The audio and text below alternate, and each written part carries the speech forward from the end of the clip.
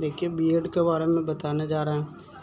प्रश्न, पियाजे की औपचारिक संक्रियात्मक अवस्था बालक की किस आयु तक मानी जाती है? 11 से 15 वर्ष तक। अगला प्रश्न है, जड़ बुद्धि वाले बालक का बुद्धि लब्धि IQ कितनी होती है? तो 71 से कम। अगला प्रश्न है, बच्चे दुनिया के बारे में अपनी समझ का सृजन करते हैं, किसका श्रेय को जाता है? जीन पियाजे को। अगला प्रश्न है, परिवार शिक्षा का एक कौन सा साधन है? अनौपचारिक। उत्तर में अनौपचारिक। अगला प्रश्न, अवधारणाओं का विकास मुख्य रूप से किसका हिस्सा है? तो बौद्धिक विकास का। अगला प्रश्न है, बच्चे के लिए निःशुल्क एवं अनिवार्य शिक्षा का अधिकार अधिनियम किस वर्ष के बच्चों के लिए लागू है? उत्तर में 6 से 14 वर्ष के बच्चों के लिए लागू है। अगला प्रश्न है, मनोविज्ञान शिक्षा का आधारभूत विज्ञान है, यह किसने कहा था? यह किसने कहा? स्किनर ने। उत्तर में स्किनर ने। अगला प्रश्न, आधुनिक मनोविज्ञान का अर्थ है? आधुनिक मनोविज्ञान का अर्थ है व्यवहार का अध्ययन। अगला प्रश्न है, हिंदी अक्षर को बालक किस आयु में पहचानने लगते हैं? तो हिंदी जो अक्षर है, हिंदी अक्षर को बालक किस आयु में पहचानने लगते हैं? तो 5 वर्ष की आयु में पहचानने लगते हैं। बुद्धि लब्धि मापने के जन्मदाता कौन है? टरमैन। अगला प्रश्न है, एलिकिया क्या है? पढ़ने की अक्षमता।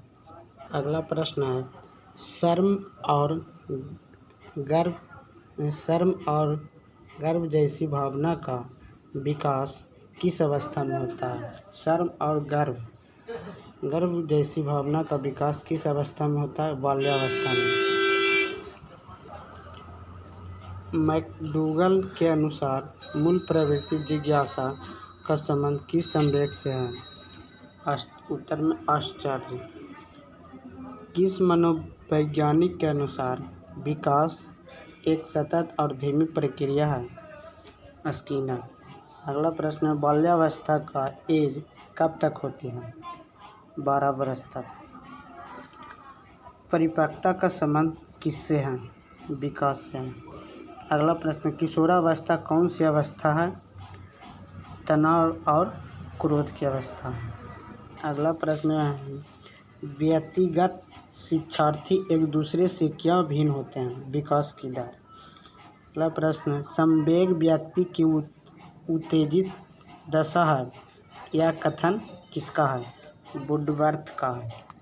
वुडवर्थ का है। अगला प्रश्न है, भाषा में अर्थ की सबसे छोटी इकाई क्या है?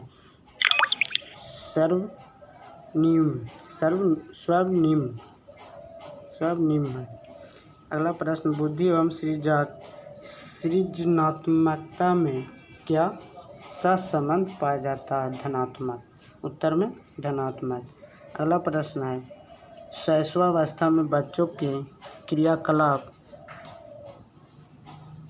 मूल प्रवृत्तियात्मक। उत्तर में मूल प्रवृत्तियात्मक। पियाजे के संज्ञानात्मक विकास सिद्धांत के अनुसार संवेदी क्रियात्मक अवस्था किस वर्ष तक होती है? जन्म से 2 वर्ष तक होती है। देखिए, पियाजे के संज्ञानात्मक विकास सिद्धांत के अनुसार संवेदी क्रियात्मक अवस्था किस वर्ष तक होती है? जन्म से 2 वर्ष तक होती है।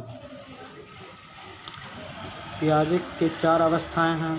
पहला है संवेदी, दूसरा है पूर्व संक्रियात्मक जो 2 से 7, दूसरा है 2 से 7, तीसरा है मूर्त संक्रियात्मक अवस्था जो 7 से 11,